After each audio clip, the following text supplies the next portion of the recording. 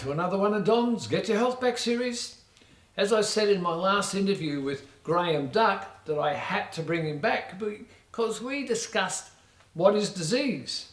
And in the meantime, I've been reading more of Dr. Morse's book, and what I'm finding is that virtually everything we put into our body or on our skin has some sort of an effect.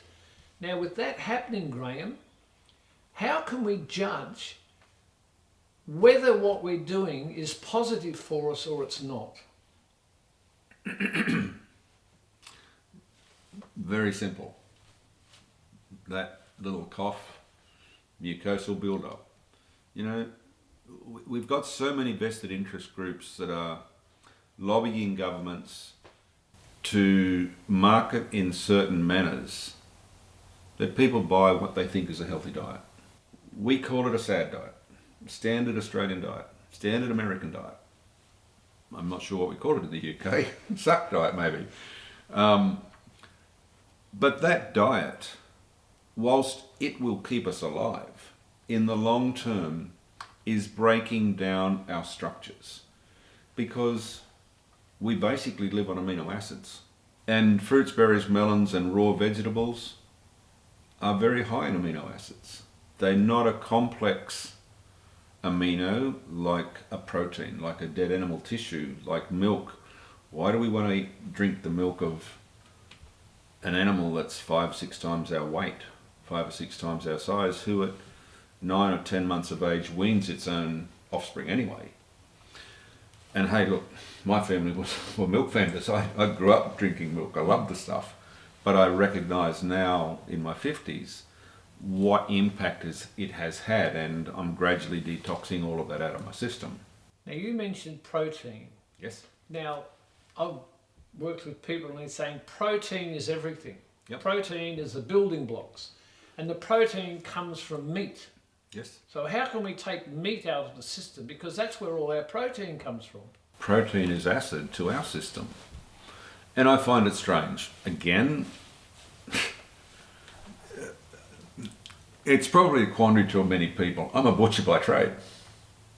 Okay. It's what I did for a living. I came off the land, you know, sheep and cattle. Yet here I am in my 50s, rarely eating meat, if ever. Loved fishing, rarely eat fish, dead animal protein. And they're saying it's our building blocks. Hang on, where does a cow get its protein to build its building blocks? It grows on grass. This is really good. So amino acids are essential, protein is essential. So why is meat such a problem? Because meat, dead animal tissue, is a protein, which is a very complex amino acid. And for us to break that protein down to an amino acid that we can utilize, we've got to break the peptides and the polypeptides down, and it's hard work on our body. Our body requires a lot more acidity to break it down. Let's compare meat, which is what, 36 to 48 hours, depending on what kind of meat. Pork meat's a lot harder to digest than lamb, for argument's sake, or fish. 36 to 48 hours.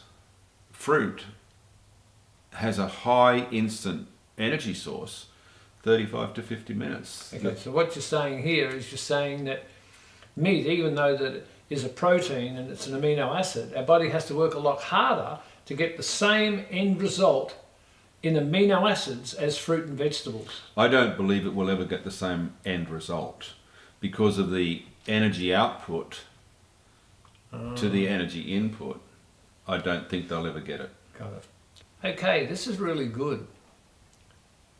We need amino acids as building blocks, and the effort that the body has to put in to create that amino acid or get the amino acid so that we can create the building blocks, in some cases, from what I'm listening to from Graham, is that meat requires so much energy to achieve that amino acid that their end result is poor when compared to a fruit or a vegetable where the amino acid is more readily available without stress on the body.